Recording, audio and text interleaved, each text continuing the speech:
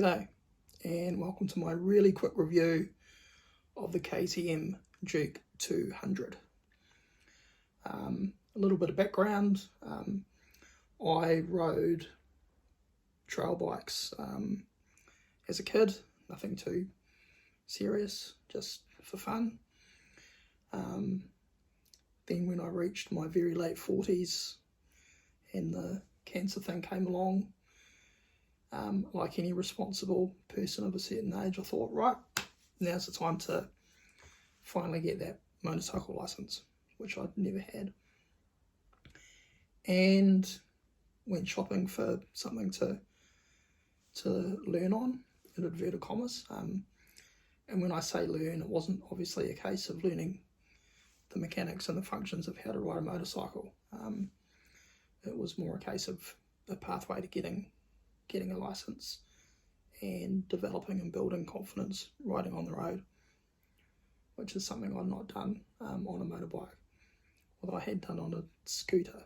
I sold scooters in Brisbane in the mid 2000s, so yeah, so it wasn't so much a specific thing I had to learn, it was just more getting some Ks under my belt and getting some of that muscle memory that had lain dormant for about 30 odd years back. So I wanted something light and easy to ride.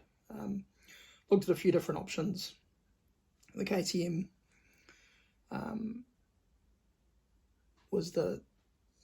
the time was the best one because it was pretty light, easy to ride, relatively cheap. There's a dealer here near me, and it served that purpose. It got me back on two wheels, got me relatively confident, and away I went. Had the thing for several months. 3 great and 3 grim. Okay, 3 great things about the KTM Duke 200. It's light.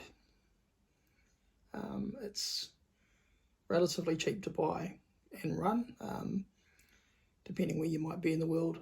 Most of us have learner programs. We can't just go out and buy a massive motorcycle.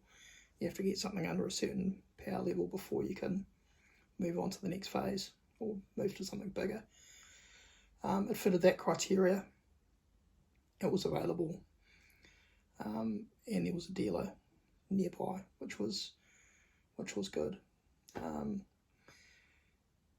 The grim, obviously being a 200, it wasn't the most powerful thing, and obviously when you're learning to ride, that's double-edged sword. You don't want too much power, but on the flip side, you also want enough that you're going to manage okay when you're out there on the road with all the other vehicles.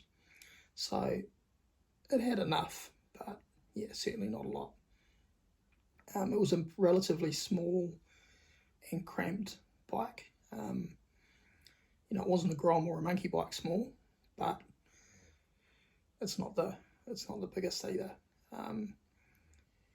And I guess another thing to consider, or at least be aware of, is it's the type of motorcycle that if you do ride a bit, you're going to grow out of it pretty quickly.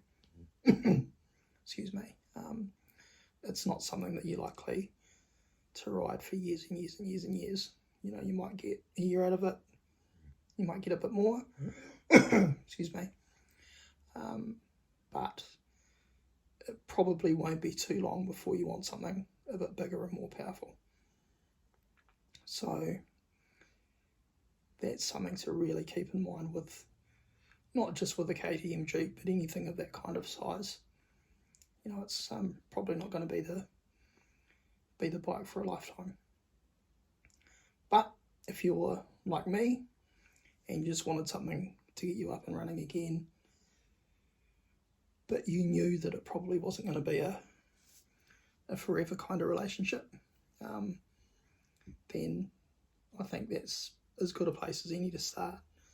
All the controls are the same as a normal bike. There's nothing different it's reliable, it's cheap to buy, it's cheap to run, easy to service, and so on. And given that it's a lamb's bike, you know, when it does come time to find another owner for it, you shouldn't really have any issues as long as it's been reasonably looked after. So yeah, that's the KTM Duke 200. Why did I sell it? As I touched on, one thing was the lack of power, but for me also, I mean, obviously I was almost 50 when I bought it, and you're in the riding position is a little bit cramped. Your feet are up under your bum, and for about 15 to 20 minutes that was okay, but after that I'd start to get aches and cramps and muscle tightness in places that you don't really want to be getting cramps and aches and muscle tightness. So I thought I'd ditch the Duke and look for something a little bit more comfortable, and I found it. But that'll be another review. So until then, don't go back. We'll be right away. Cheers.